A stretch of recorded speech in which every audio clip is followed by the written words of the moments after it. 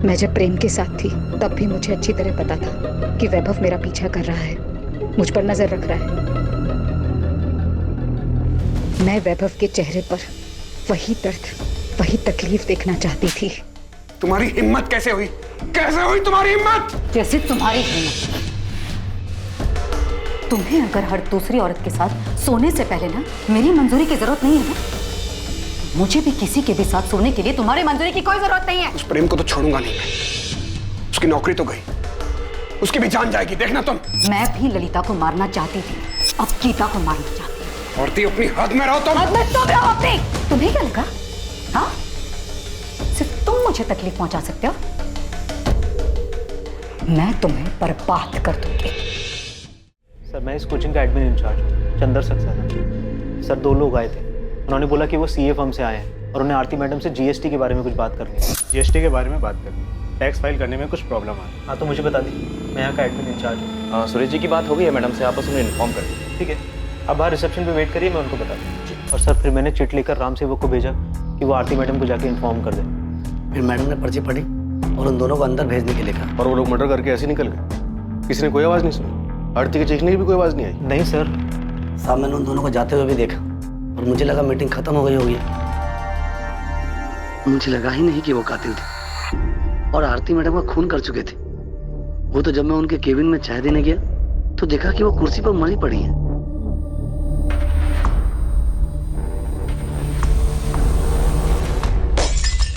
तुमने नहीं भेजा, पर तुम्हारी आरती से बात हुई थी ना कि जीएसटी को लेकर कुछ क्या? कोई बात नहीं हुई।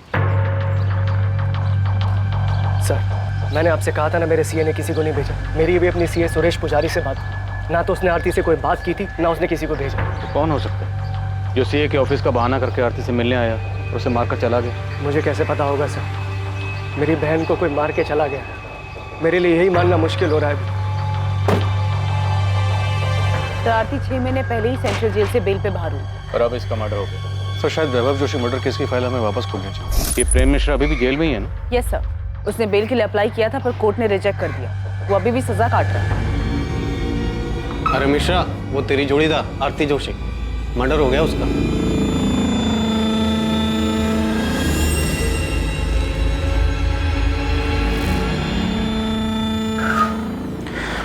किसी ने सच ही कहा है, जैसी करनी वैसी भरनी। जी ठीक है, पुलिस स्टेशन जाना होगा मुझे अभी। पुलिस के कुछ सवालों के जवाब देने हैं। आपको आरती को ऑफिस एडमिनिस्ट्रेशन के इश्यूज संभालने के लिए कहना ही नहीं चाहिए था। मैंने नहीं कहा था उसको, खुद गई थी वो। मुझे समझ में नहीं आ रहा कि उसे उनसे मिलने की जरूरत क्या थी। सीए के ऑफिस से लोग आए थे ना, मना कर देना चाहिए था यार। आपको ना उस गीता से पहले ही दूरी बना लेनी चाहिए थी। अरे पहले मुझे पुलिस को हैंडल करने दो, देखते हैं क्या सवाल पूछते हैं लोग। बिना मैं जब तक मोहन ठाकुर से बात करता हूँ, तुम आरती जोशी के पिछले 6 महीने के रिकॉर्ड्स निकलवाओ, जब से वो बेल पर जेल से बाहर आई थी। तो हमें वैभव की फैमिली को भी चेक करना चाहिए। उसकी माँ, बहन, जीजा, हो सकता है उनमें से किसी का इस मर्डर में हाथ हो। ठीक है, पता करो। और उस प्रेम मिश्रा के बारे में भी पता करो। Okay sir. हाँ साहब, उस्मान खबर तो मिल गई होगी तुझे? साहब मुझे नहीं, पूरे शहर में खबर फैल चुकी है। आप कुछ पता चला कि कौन है वो लोग? नहीं, लेकिन कोचिंग क्लासेस के पियोन राम सेवक और एडमिन इंचार्ज चंदर सक्सेना की मदद से हम उन दोनों का स्केच बनवा रहे हैं जिन्होंने आरती का मर्डर किया था। कहना मुश्किल है कि स्केच कितना सटीक बनता है, क्योंकि दोनों सीए फर्म के एम्प्लॉय बनकर आए थे, तो जाहिर है थोड़ा बेस बदल कर आए होंगे। पर खैर, इसके अलावा कोई दूसरा चारा भी नहीं है। कुछ भी करके इन्हें ढूंढ निकालना हो, अपने सारे सोर्सेज, अपने सारे नेटवर्क का इस्तेमाल करें।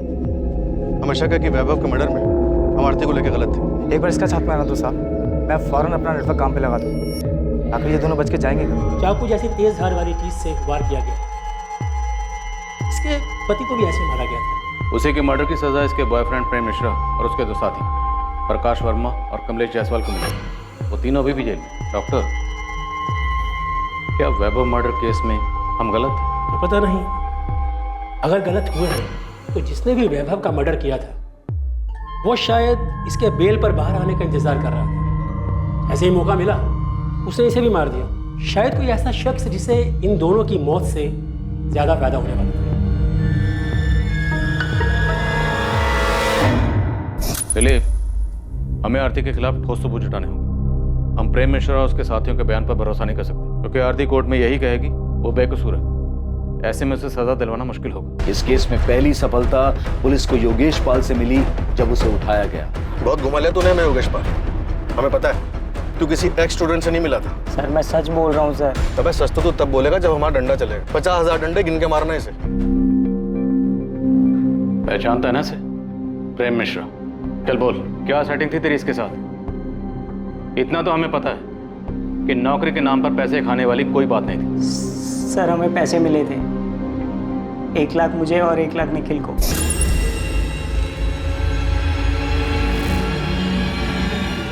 किसने दिए थे? प्रेम मिश्रा ने? हाँ सर। तो मतलब ऐसा कोई एक्स स्टूडेंट था ही नहीं जिसे तू रेस्टोरेंट में मिला था? नहीं सर। पुलिस स्टेशन में जो फोन आया था वो किसने किया था? मैंने किया था सर। मैं वो हूँ जिसका कोई चेहरा नहीं है, उन लाखों करोड़ों में से एक जो बेरोजगार घूम रहा है। क्या इस सब का वैभव जोशी के एवी कोचिंग सेंटर से कुछ लेना देना? जब बिना रोजगार कोई भूखा मरता है ना, वो भी 1 लाख रुपए भर के, तब उसकी परेशानी किसी को नहीं दिखाई देती। पर अब मैं निश्चिंत हूँ, क्योंकि अब आपके पास भी एक परेशानी है, ये जानने की कि जिसने मुझे परेशान किया उसके साथ क्या हुआ, क्यों हुआ। सर मैंने वैभव सर को नहीं मारा सर। सर मुझे और निखिल को 1-1 लाख रुपए मिले थे सर। सर उस दिन जब आप कोचिंग सेंटर आए थे ना सर, तो हमने पहले ही प्लान बना लिया था कि निखिल वो पैसे लेकर नौकरी देने वाली बात उठाएगा और मैं आपको वो पुराने स्टूडेंट की कहानी सुनाऊंगा। योगेश तू पुलिस को फोन करेगा, उसके बाद जब पुलिस पूछताछ के लिए स्टडी सेंटर आएगी तो निखिल तू पैसे लेकर के नौकरी देने वाली बात को हवा देगा। फिर तू पीछे से पुलिस के पास जाएगा और आग में घी डालेगा कि तुझे एक स्टूडेंट मिला था और उन्हें हिंट देगा कि वैभव को शायद सिनेमा तुमने और निखिल ने प्रेम मिश्रा से पैसे लिए, उसका काम किया, और अब कह रहा है कि तुझे नहीं पता। सर मुझे सचमुच नहीं मालूम सर कि उस मिश्रा ने वैभव सर को मारा है या नहीं, पर सर इतना पता है कि उनका कुछ हाथ है इसमें। कुछ हाथ होना भी जुर्म होता है, और जितना तेरा और निखिल का है ना वो भी जुर्म है। सर गलती हो गई सर मुझे पैसे की जरूरत थी सर, मुझे माफ कर दो सर, गलती हो गई सर।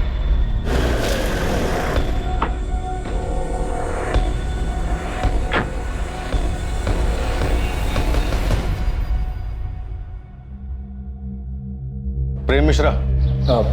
जी। योगेश पाल और निखिल कनौजी हमारी कस्टडी में है। तुझे याद करके बहुत रो रहे हैं। चल।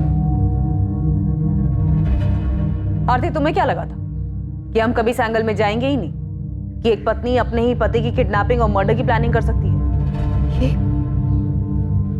ये सब झूठ है, मैंने ऐसा कुछ नहीं किया। मैंने अपने आज तक के पुलिस के करियर में किसी भी मुजरिम को नहीं देखा कि अब एक बार में अपना जुर्म कबूल कर ले। सर वैभव को मारने का प्लान आरती का था। ये झूठ बोल रहा है। सब खत्म हो चुका है, तुम भी सच मान लो। नहीं, ये सच नहीं। इसने मारा है वैभव को, और अब सारा झूठा इल्जाम मुझ पर लगा रहा है। मैंने कोई प्लान, मैंने किसी को नहीं मारा है। आप लोग सब लोग मिलकर मुझे फंसाने की कोशिश कर रहे हैं। हाँ, ये झूठी कहानी बना रहे हैं आप लोग। अरे किसने मारा होगा वैभव को, अपने या किसी और फायदे के लिए? प्रेम मिश्रा ने अपना जुर्म कबूल किया और अपने दोनों साथियों के नाम बताए, जिसके आधार पर पुलिस ने प्रकाश वर्मा को अरेस्ट किया।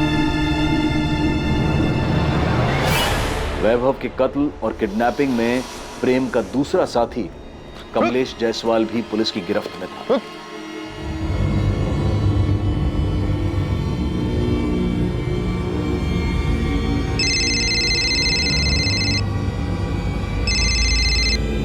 हेलो। अभी तक पहुंचे क्यों नहीं? वैभव स्टडी सेंटर से निकलने वाला। हाँ बस पहुंच रहे हैं, पास में ही है। याद रखना, सिर्फ वैभव को उठाना है, उसे ही मारना है। हमको अच्छे से पता है क्या करना है, तुम टेंशन मत लो, सब ठीक से हो जाएगा। झूठ बोल रहा है ये। हाँ, हमारा अफेयर चल रहा था, मैंने इसे उस रात कॉल भी किया था, लेकिन वो कॉल किसी किडनैपिंग या मर्डर प्लान के लिए नहीं था। सर ये झूठ बोल रही है, ये सारा प्लान इसी का था। यही मेरे पीछे पड़ी थी कि वैभव को मार देते हैं। किडनैपिंग से लेके मर्डर का पूरा प्लान इसी ने बनाया था।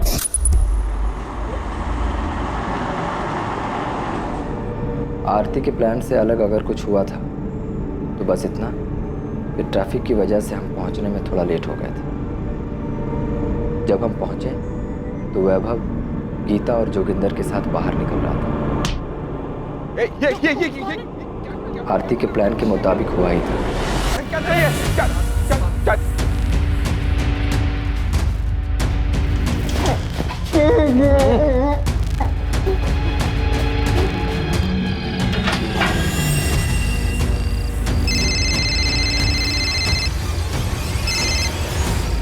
प्रेम, काम हो गया? हाँ हो गया, हम वैभव को लेकर के जा रहे हैं। तुम अपना नाटक शुरू कर दो। जैसा बोला है ना वही कर, कोई गलती मत कर देना। अरे हाँ मेरी जान, तुम टेंशन मत लो, सब वैसे ही होगा।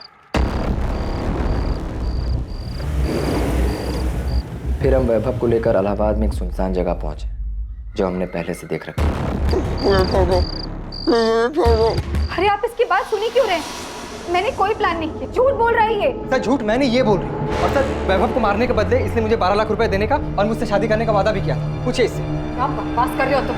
कौन आपके पति को मारकर उसका इल्जाम आप पर डालेगा? आरती जोशी, अब नाटक बहुत हो गया, बंद करो, अपना जुर्म कबूल करो। कोई नाटक नहीं कर रही, मैंने कोई प्लान नहीं किया। नहीं मारा है मैंने वैभव को। प्रेम मिश्रा ने झूठ बोलकर मुझे फंसाने के पैसे लिए हैं।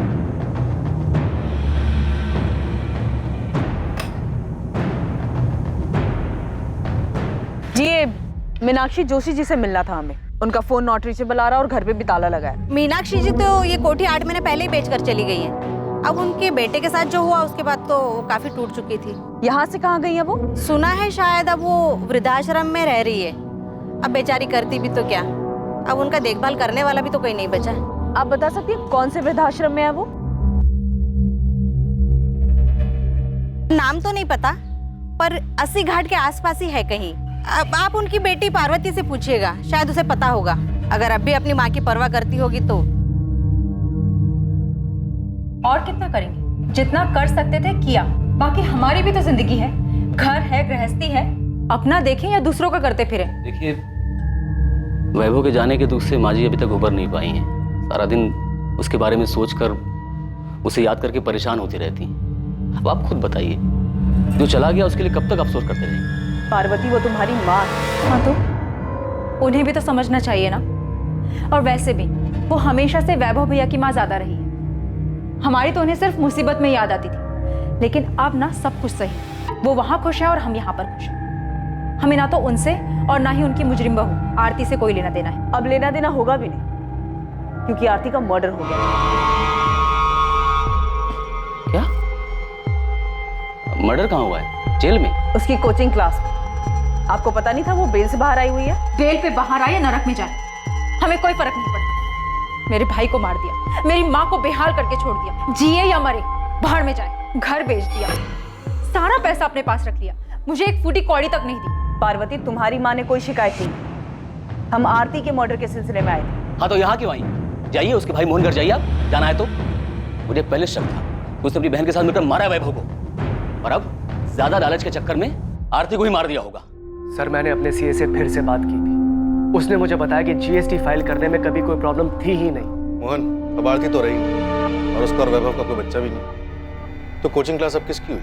सर मैं समझ रहा हूँ आप क्या कहना चाहते हैं, मगर आपको एक बात बता दूं कि जब आरती जेल में थी तो उसे बाहर निकालने के लिए मैंने अपना दिन रात एक कर दिया था सर। हाँ पता है, 11 लाख का बॉन्ड साइन किया था आरती के लिए। सर सिर्फ उतना ही नहीं, बेल पर बाहर निकलने के बाद आरती हमारे साथ ही रही थी, उसके पास जाने के लिए कोई जगह नहीं थी। जाहिर सी बात है वैभव की माँ तो उसे अपने साथ रखती नहीं, और हमने सुना है कि वैसे भी मीनाक्षी। सही सुना तुम, उन्होंने अपना घर बेच दिया और अब वृद्धाश्रम में रहती। तो ऐसी हालत में मैंने ही उसे सहारा दिया था सर। वो अपनी जिंदगी एक नए सिरे से शुरू करना चाहती थी, मैंने पूरा सपोर्ट दिया उसे। तुम्हें पता उसकी जमानत कभी भी खत्म हो सकती थी। तो मैं दोबारा बेल करवाता। सर वैभव के साथ शादी के बाद वो वैसी बहुत भुगत चुकी थी। अब आरती के मर्डर के बाद तो उसकी जमानत का मामला भी खत्म हो गया। तो पता लगाइए ना किसने मारा है आरती को, कि आरती के मर्डर में इस प्रेम मिश्रा का हाथ हो, या फिर वैभव की फैमिली ने बदला लेने के लिए आरती का मर्डर करवाया है। तुम्हें लगता है कि वैभव जोशी का मर्डर आरती ने करवाया था? सर मुझे यकीन नहीं था, मैं बार बार आपसे कह रहा था कि आरती ऐसा नहीं कर सकती, और मैं क्या, आरती ने भी आपसे चीख चीख कर यही कहा था कि उसने अपने पति को नहीं मारा है। पहले आप ही लोगों ने कोर्ट में साबित किया कि आरती ने ही अपने पति को मारा है, फिर आप ही ने उसे सजा दिलवाई, और अब आप मुझसे पूछ रहे हैं कि आरती ने सही में अपने पति को मारा था। हम भी ये मानते हैं कि शायद उस केस में हमसे चूक हुई थी, कोई तो ऐसा एंगल था जिसकी तह तक हमें जाना चाहिए था। मोहन, मैंने कुछ लोगों को पड़ोसी से पूछताछ करते हुए देखा। सुषमा, आरती हमारे साथ में रहती, जाहिर सी बात है ये लोग पूछताछ करेंगे। मुझे बहुत डर लग रहा है। डर को अंदर रखो, चेहरे पे मत लेकर आना। वैसे ही इन लोगों को मुझ पे शक हो गया, मैं नहीं चाहता कि तुम्हारी वजह से कोई मुसीबत खड़ी। अभी वो पुलिस वाला मुझसे यही पूछ रहा था कि मुझे यकीन है कि आरती ने ही वैभव को मारा है। क्या?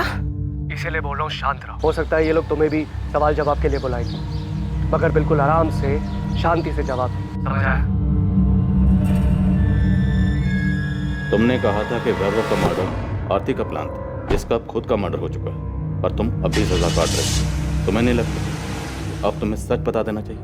सच मतलब पूरा सच। तूने जानबूझ के आरती को वैभव मर्डर केस में फंसाया था। सजा होने के बाद आप ये सवाल पूछ रहे हैं? हाँ, क्योंकि आरती ने कभी नहीं माना कि उसने वैभव की किडनैपिंग या मर्डर प्लान की थी। उसने आखिर तक कोर्ट में भी यही कहा। मिसेस आरती जोशी, आप पर आपके पति वैभव जोशी को अगवा करने और उनका कत्ल करने और साजिश करने का इल्जाम है। आप ये इल्जाम कबूल करती हैं? सर, मैंने कुछ नहीं किया है। मुझे फंसाया जा रहा है। मेरे पति की किडनैपिंग और मर्डर में मेरा कोई हाथ नहीं है। तुम्हारे कबूल करने के बाद भी आरती ने हमेशा हमारे सामने और कोर्ट में यही कहा कि वो बेकसूर थी। वो बहुत शातिर औरत थी, आखिर तक अपना गेम खेलती रही। वो चाहती थी कि सारा इल्जाम मैं अपने सर ले लूं। शातिर वो थी या तुम? प्रेम चाहे जो कहे, आप लोग चाहे जो माने, लेकिन मैं जानती हूँ कि मैं निर्दोष हूँ। मैंने मेरे पति को नहीं मारा। जिस रात वैभव किडनैप हुआ, आपके और प्रेम मिश्रा के बीच में क्या क्या बातें हुई हम जानते हैं। और सिर्फ वही नहीं, मर्डर के बाद तुम दोनों के बीच में क्या बातें हुई थी ये भी जानते हैं। तुमको सबूत चाहिए? सबूत नहीं, बस कंफर्म कर रही हूँ कि काम हुआ या नहीं। तुमने उसे ठिकाने लगा दिया ना? हाँ, लगा दिया है। पक्का? कहीं ये काम तुमने किसी और पर तो नहीं छोड़ दिया? नहीं, मैंने खुद किया है। तुमको हम पे भरोसा नहीं है क्या? यकीन करो, हमने काम पूरा कर दिया है। यही वो नंबर है ना जो आप लोगों ने प्रेम मिश्रा के नाम पर लिया था? इसी नंबर पर आपने प्रेम मिश्रा के साथ मिलकर वैभव को मारने की प्लानिंग की थी, है ना? सिर्फ कॉल रिकॉर्ड्स ही नहीं, हमारे पास तुम दोनों के फोन लोकेशन भी है जहां पे तुम दोनों साथ में। सर, मैं पहले भी बता चुकी हूँ। वैभव से बदला लेने के लिए मैंने ये अफेयर शुरू किया था, क्योंकि वैभव हर दूसरी औरत पर लट्टू हो जाते थे। हमारी शादी को मजाक बना के रखा था उन्होंने अफेयर्स किया तो मैंने भी अफेयर कर लिया।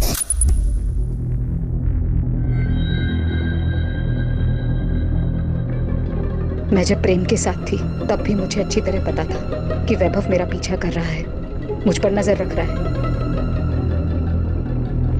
मैं वैभव के चेहरे पर वही दर्द, वही तकलीफ देखना चाहती थी। तुम्हारी हिम्मत कैसे हुई? कैसे हुई तुम्हारी हिम्मत? जैसे तुम्हारी हिम्मत। तुम्हें अगर हर दूसरी औरत के साथ सोने से पहले ना मेरी मंजूरी की जरूरत नहीं है ना, मुझे भी किसी के भी साथ सोने के लिए तुम्हारी मंजूरी की कोई जरूरत नहीं है। उस प्रेम को तो छोड़ूंगा नहीं मैं। उसकी नौकरी तो गई, उसकी भी जान जाएगी, देखना तुम। मैं भी ललिता को मारना चाहती थी, अब गीता को मारना चाहती हूँ। औरती अपनी हद में रहो तुम। हद में तुम रहो अपनी। तुम्हें क्या लगा? हाँ, सिर्फ तुम मुझे तकलीफ पहुंचा सकते हो? मैं तुम्हें बर्बाद कर दूंगी, समझे तुम? मुझे पता ही नहीं चला कब वैभव से बदला लेते लेते मैं प्रेम को सचमुच पसंद करने लगी थी। वैभव के मना करने के बावजूद मैंने प्रेम के साथ रिलेशनशिप कंटिन्यू किया। तो आपको पता था कि वैभव और गीता का अफेयर था? सिर्फ गीता नहीं, बल्कि मुझे उनके सारे अफेयर्स के बारे में पता था। हमारा बच्चा ना होने की वजह मैं नहीं बल्कि वैभव थी। मैंने फिर भी उनकी इस कमी को इग्नोर किया। क्यों? क्योंकि मैं उनसे प्यार करती थी, एक खुशहाल जिंदगी चाहती थी। मैंने उन्हें नहीं मारा है, और ये सब कुछ जो कॉल रिकॉर्ड्स और मोबाइल लोकेशन आप लोग मुझे दिखा रहे हैं, ये सब कुछ प्रेम ने मुझे फंसाने के लिए किया है। हाँ, हमारी बात होती थी, लेकिन उस बातचीत में कोई प्लानिंग नहीं थी, बल्कि हम आपस की बातें करते थे। लेकिन मुझे ये नहीं पता था कि प्रेम के दिमाग में ये सब चल रहा है। वो एक दिन किसी के साथ मिलकर मुझे फंसाने की कोशिश कर रहा है और यहाँ लाकर खड़ा कर देगा जहाँ पर आपको उसकी सारी बातें सच्ची लगेंगी। ये अदालत आरती जोशी, प्रेम मिश्रा, प्रकाश वर्मा और कमलेश जायसवाल को वैभव जोशी को अगवा करने की साजिश और उसके कत्ल के लिए दोषी पाती है। ये अदालत आरती जोशी को उनके पति वैभव जोशी के कत्ल और किडनैपिंग के जुर्म में 10 साल की सजा सुनाती है। आरती बहुत चालाक औरत थी। भले ही उसने आपके सामने या कोर्ट में अपना जुर्म कबूल नहीं किया, पर आपकी बनाई हुई चार्जशीट के आधार पर ही तो कोर्ट में उसे सजा हुई थी। तो क्या हम गलत थे? हो क्या गया सर आपको? आप क्यों अचानक आरती के बुने जाल में फंस रहे? आरती का मर्डर हो चुका है। अगर ये जाल आरती ने बुना था तो फिर आरती को किसने मारा? उसे उसके किए की सजा मिली है सर, और कुछ नहीं। वैसे आप क्यों उसे बेगुनाह साबित करने पे तुले? वो मुझे सारा इल्जाम अपने सर लेने के लिए कह रही थी। जब हमें यहाँ से निकाला गया अपने वकील से मिलने के लिए तब आरती मुझसे मिली थी। प्रेम, मेरे पास टाइम बहुत कम है, प्लीज मेरी बात सुनो। कितनी कमीनी निकली तुम। मेरे वकील ने सब बताया मुझे कि तुम और तुम्हारे वकील सब मुझ पे थोपने वाले। देखो आरती, अगर मैं डूबा ना तो तुम्हें भी साथ लेके डूबूंगा। प्रेम मेरी बात तो सुनो, मेरे पास एक आइडिया है। नहीं चाहिए तुम्हारा कोई आइडिया। देखो, हम जैसा चाहते थे ठीक वैसे ही हो रहा है। वैभव भी मर चुका है, बस हमें एक गेम खेलना है, उसके बाद हम दोनों बच जाएंगे। उस दिन कहाँ गया था तुम्हारा ये हम दोनों, जब पुलिस के सामने चिल्ला कर कह रही थी कि वैभव को मैंने किडनैप किया है, मैंने मारा है, तुम्हारा इसमें कोई हाथ नहीं है। जिंदगी बर्बाद कर दी तुमने मेरी। मैंने कोई जिंदगी बर्बाद नहीं की प्रेम। एक बार ठंडे दिमाग से सोच कर देखो, अगर हम दोनों जेल में रहेंगे तो किसी काम के नहीं रहेंगे। वाह, तो अब तुम ये चाहती हो कि मैं जेल जाऊं और तुम बाहर मजे करो? देखो, मेरे पास बहुत पैसा है, अगर तुम कोर्ट में ये गवाही देते हो सबके सामने कि तुम्हें नौकरी से निकाल देने पर गुस्से में आकर तुमने ये सब कुछ किया है और इस जंजाल से मुझे आकर ये जंजाल तुम्हारा फैलाया हुआ है। प्रेम,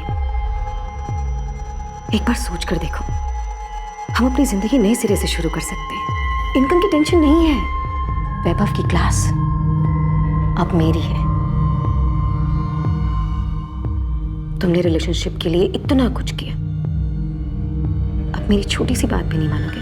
नहीं, कभी नहीं। अगर मैं जेल गया तो तुम भी बाहर नहीं घूम सकती। और हाँ, एक मर्डर करने के लिए जो सजा मिलती है ना, दूसरे के लिए भी वही सजा मिलेगी, क्योंकि तुमने मेरे साथ जो किया है उसके बाद अगर मैं तुम्हारा खून भी कर दूं तो मुझे कोई दुख नहीं होगा। मैं कभी सोच भी नहीं सकता था कि तुम इतनी कमीनी निकलोगे। आरती बहुत पहुंची हुई चीज थी। उसने अपने पति का मर्डर प्लान किया और मुझे भी उसका हिस्सा बना लिया, और मैं बेवकूफ उसके जाल में फंस भी गया। तुम्हारी बेल तो पहले भी ना होती, अब आरती के मर्डर के बाद तो और नहीं होगी, इसलिए कहानियां बनाना बंद कर। अब आपको मेरा सच भी कहानी लग रहा है तो ठीक है, अब आपको मुझसे कुछ नहीं मिलने वाला। और हाँ, अगर आपको लगता है कि मैं यहाँ जेल में बैठ करके वहां आरती का मर्डर करवा दिया तो यही सही, क्योंकि अब मुझे कोई फर्क नहीं पड़ता है, बल्कि मुझे तो इस बात की खुशी है कि वो कमीनी मर गई। अब इतना बताया तो ये भी बता दो कि तुमने वैभव जोशी को मारा और आरती को फंसाया। अगर ऐसा है भी तो क्या, आरती को वैभव मर्डर केस में सजा हो चुकी है और अब तो आरती भी मर चुकी है। प्रेम मिश्रा, वैभव के मर्डर और आरती के मर्डर का मास्टरमाइंड आरती का भाई मोहन ठाकुर है। उसने तुमसे प्रॉमिस किया है कि वो तुम्हें पैसे देगा और जेल से बाहर निकालेगा। कमाल कर दिया सर आप। ये सवाल आपको 2 साल पहले पूछना चाहिए था ना। उस वक्त ये एंगल हमारी नजर से छूट गया था। बोलो, क्या मोहन ने फंसाया था आरती को? ये बात सच है सर। मोहन सर नहीं चाहते थे कि आरती फिर से क्लासेस ज्वाइन करे। मोहन ने कोचिंग सेंटर पूरी तरह अपने कब्जे में ले लिया? पता नहीं सर, पर मैंने एक बार मोहन सर को बात करते हुए सुना था, तब मुझे भी उनकी बात सही लगी थी। तुम्हें समझ में नहीं आ रहा है कि हमारे इंस्टीट्यूट के लिए कितना बुरा है ये। भले तुम बेल पर बाहर हो, मगर दुनिया ये नहीं बोलेगी कि तुम्हें कन्विक्टेड मुजरिम हो। भैया, आपको भी यही लगता है? मुझे क्या लगता है क्या नहीं लगता उससे कोई फर्क नहीं पड़ता। दुनिया को तो यही लगे ना, एक लड़की जिसने अपने पति को मार दिया वही ये क्लासेस चला रही है। आरती, ये एक इंस्टीट्यूट है, दिस इज बिजनेस। आप अच्छी तरह से जानते हैं कि मुझे फंसाया गया था, मेरी भी एक लाइफ है। हाँ लाइफ है, मगर कानूनी तरीके से जेल क्या? बस भैया, ये क्लास मेरी है और वैभव के बाद उनके शेयर भी मेरे, और आपका शेयर सिर्फ 25%। सो प्लीज, मुझे ये बताने का आपके पास कोई हक नहीं है कि मैं क्या कर सकती हूँ और क्या नहीं।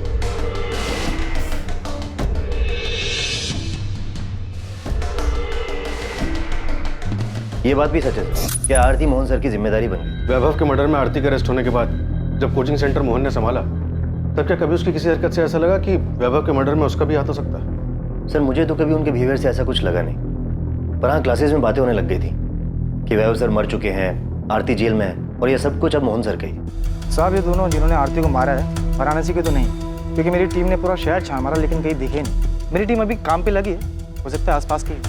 साहब, मुझे ऐसा लगता है कि आपको आरती के भाई मोहन ठाकुर पे फोकस करना चाहिए।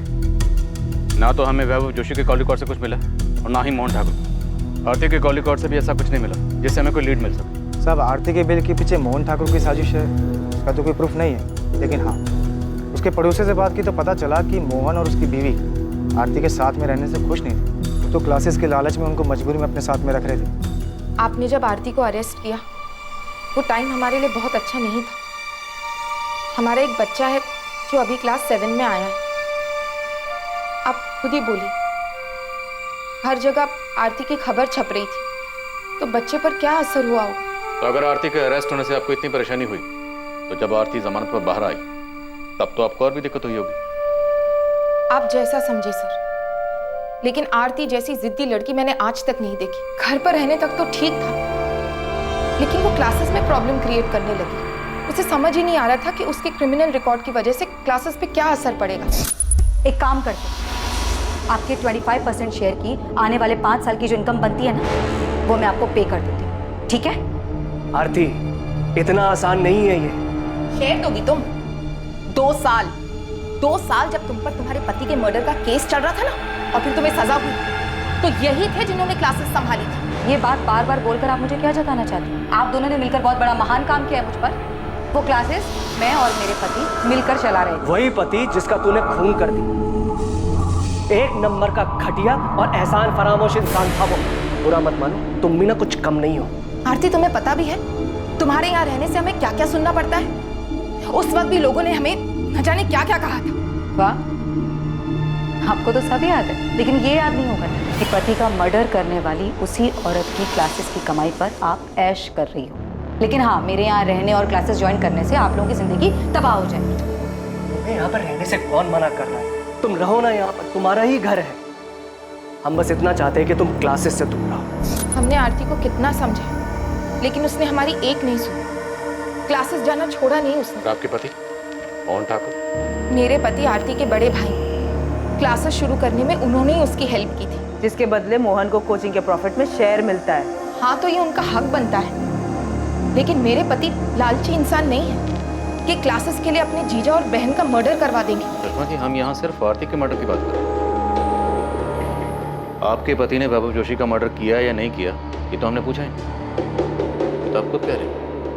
हाँ, वो तो मैंने यूं ही बोल दिया।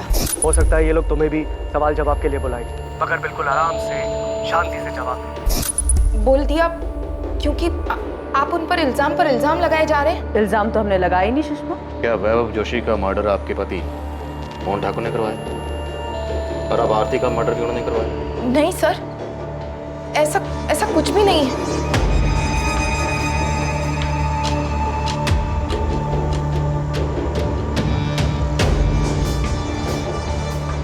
मोहन और सुषमा ठाकुर पर नजर रखो। इस बार शायद हम सही दिशा में। अगर इन लोगों ने कुछ किया, कोई ना कोई गलती जरूर करे, तो भी उठा लेंगे। सर, हमें मोहन की बैंक स्टेटमेंट चेक करनी चाहिए। अगर उसने सुपारी दी है तो कैश देने के लिए क्लियर को पैसे भी निकालेंगे।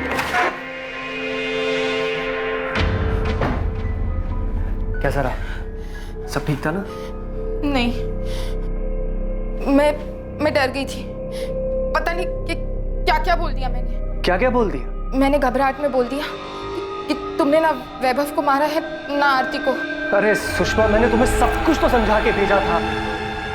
हे यार। मोहन ठाकुर और सुषमा ठाकुर अब आरती मर्डर केस के अहम संदिग्ध थे। वैभव मर्डर केस में भी मोहन के अहम संदिग्ध होने का अंदेशा था।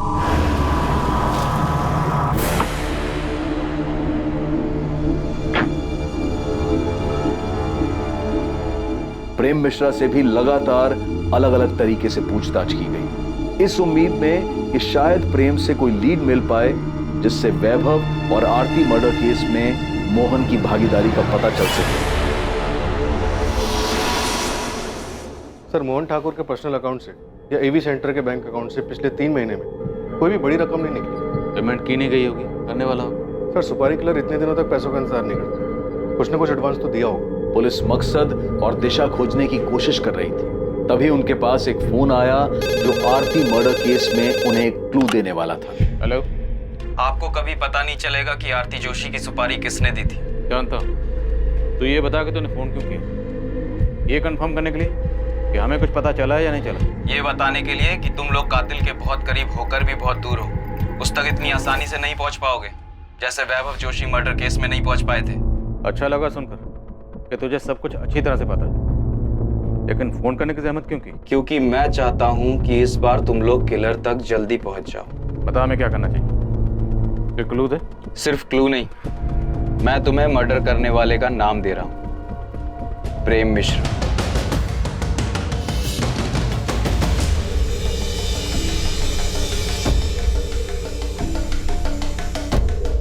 बिना पिछले 2 महीने में तो किसी भी अपराधी की बेल नहीं हुई है। क्या फिर भी आप अपने रिकॉर्ड में चेक करके बता सकते हैं कि प्रेम मिश्रा अब किसके साथ सेल शेयर कर रहा था और उनमें से कौन कौन बाहर है और किस किस से उसकी बातचीत थी? तो शायद हमें थोड़ी हेल्प हो जाएगी। और मुझे लगता नहीं है कि प्रेम मिश्रा ने कुछ किया होगा। तुम्हें तो पता ही है कि ये स्टेट शीटर्स बिना अपने फायदे के कोई भी काम नहीं करते। और भला यहाँ जेल में बैठकर प्रेम मिश्रा क्या दे सकता है उन्हें?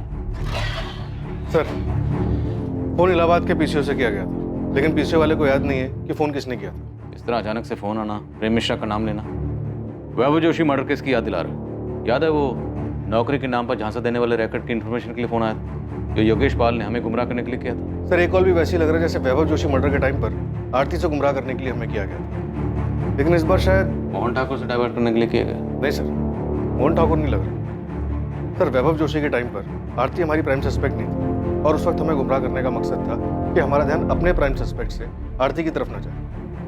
और शायद इस बार भी कातिल हमारी प्राइम सस्पेक्ट लिस्ट में नहीं है। लेकिन वो कौन है जो अभी तक हमारी सस्पेक्ट लिस्ट में नहीं है? गीता? कहीं वो गीता तो नहीं जिससे कॉलर हमारा ध्यान हटाना चाहता है?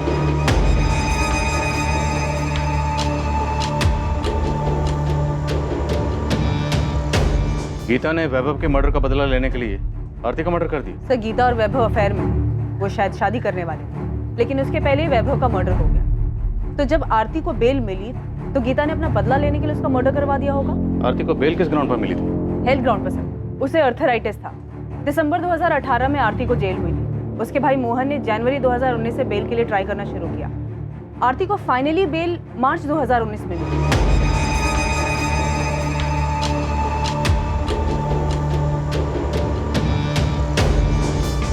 क्या हुआ? पुलिस ने उस बारे में कुछ पूछा? नहीं, पुलिस को उसके बारे में कुछ नहीं पता। अगर बाद में पता चला तो? अब अगर पूछेंगे सब बता दूंगा। वीना, ये वैभव की मां मीनाक्षी जी ने अपना घर कब बेचा था? मीनाक्षी जी तो ये कोठी 8 महीने पहले ही बेचकर चली गई है। तो मीनाक्षी जी की पड़ोसन ने कहा था 8 महीने पहले। 8 महीने मतलब जनवरी 2019 में? Yes sir. सर, आपको मीनाक्षी जी के घर बेचने और आरती के मर्डर में कनेक्शन नजर आ रहा है? हैं कहाँ ये मीनाक्षी जी आजकल? वृद्धाश्रम में उनसे मिलने गई थी। मीनाक्षी जी, पहचाना आपने मुझे? मैं पिछली बार आपसे मिली थी जब वैभव का मर्डर हुआ। आपकी बहू आरती का मर्डर हो गया। मैं आज तक समझ नहीं पाई, जब आपस में बन नहीं रही थी, एक दूसरे की कोई बात मंजूर नहीं थी, तो अलग हो जाते। मारने का क्या मतलब था? उनको देख के लगा कि उनकी जीने की इच्छा ही खत्म हो गई।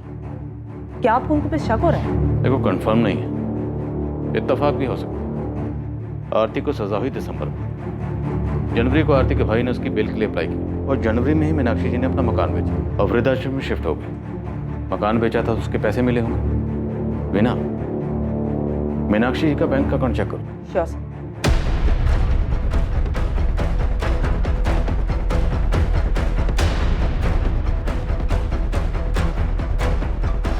उस्मान, मीनाक्षी जोशी के कॉल रिकॉर्ड्स नहीं है क्योंकि वो फोन यूज ही नहीं करते। सर, बिना फोन के कोई कॉन्टैक्ट प्लेयर को सुपारी कैसे देगा?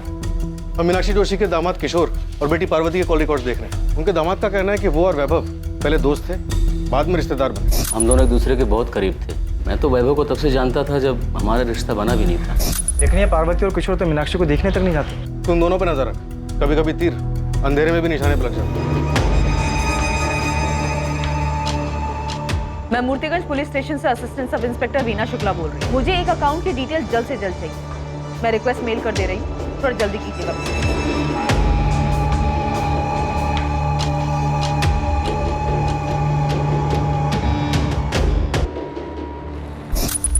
भैया, ये क्या है? क्या है? पैसे निकाले? हाँ, 2 लाख किस लिए? तो तुम मुझसे हिसाब मांगोगी या? बिल्कुल, क्योंकि आपने ये पैसे अपना शेयर लेने के बाद निकाले। राहुल का एक अच्छे स्कूल में एडमिशन करवाना था, 2 लाख रुपए चाहिए थे एडवांस फीस के। मेरे प्रॉफिट शेयर में से कट कर ले। हाँ, तो आपको बताना चाहिए था। तुम कहना क्या चाहती हो? मैंने चीटिंग की है? मैं ये नहीं कह रही हूँ भैया, मैं सिर्फ इतना कह रही हूँ कि आपने ये पैसे निकाले और मुझे नहीं बताया। मैं भी जिंदा हूँ, मरी नहीं हूँ। सड़ रही थी तुम जेल। मैंने दिन रात एक कर पैसा खर्च करके तुम्हें जेल से बाहर निकाला और तुम मुझ पर, अपने बड़े भाई पर चढ़ रही हो। तुम ये बात घर पर आकर भी कर सकती थी ना, वहाँ क्लासरूम में करने की क्या जरूरत थी? और अगर तुम भूल गई हो तो मैं याद दिला दूँ कि तुम्हारे भैया ने भी क्लास में पैसे लगाए। भाभी वैसे भी ना भैया का बिजनेस ठप पड़ा हो, तो ये सारे खर्चे जो चल रहे हैं ना वो क्लासेस के पैसों से ही चल रहे हैं, तो ज्यादा एहसान जताने की जरूरत नहीं है मुझ पर। हाँ भैया, वैसे एक बात और, दोबारा आप कोई भी ट्रांजैक्शन करेंगे तो मुझसे पूछ कर ही कीजिएगा, फिर चाहे मैं जेल में ही क्यों। आप बिजनेस में शेयर होल्डर, मालिक नहीं।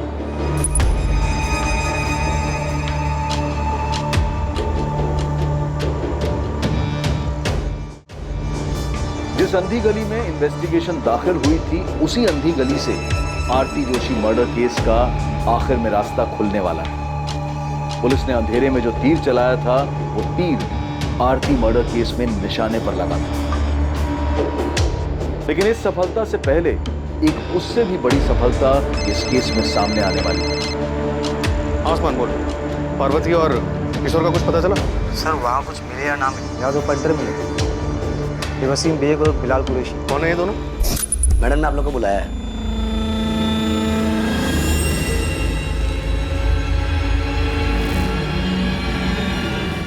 साहब ये वही लोग हैं जिसका स्केच पियोन और उसके एडमिन इंचार्ज ने बनवाया था। इन्होंने आरती का मर्डर किया था। साहब आप फौरन पहुंचिए, लगता है सुपारी का पैसे लेने के लिए आए। तू वहीं पे रुक, मैं 5 मिनट में वहां पे पहुंच रहा हूँ।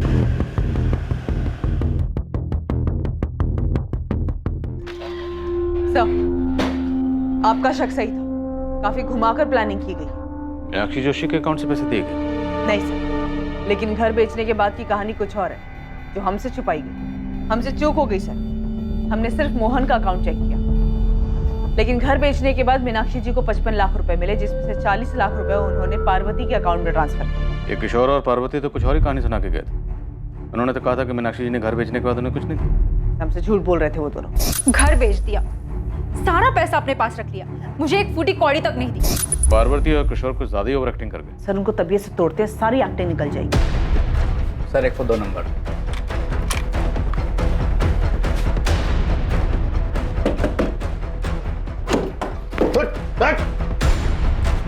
अकेला ठोकेगा या अपने पार्टनर के साथ? बुला वसीम को। वसीम! चलिए माँ जी, पार्वती और किशोर आपका पुलिस स्टेशन में इंतजार कर रहे हैं। बैलेंस पैसे लेने आए थे सर। तुम दोनों में से मुझे फोन किसने किया था? मैंने किया था सर, वो भी हमारे प्लान का हिस्सा था। एडवांस कितना मिला था? 4 लाख। और बैलेंस कितना था? 6 लाख सर। आज की तारीख फिक्स हुई थी बैलेंस लेने के लिए। ये 4 लाख है, बाकी 6 काम होने के बाद कल काम हो जाएगा। अच्छा, उसके सीए का नाम सुरेश पुजारी है। एक बार में याद हो गया था भाई। उसके जीएसटी का भी पता करके आए। तुम टेंशन मत लो, कल काम हो जाएगा।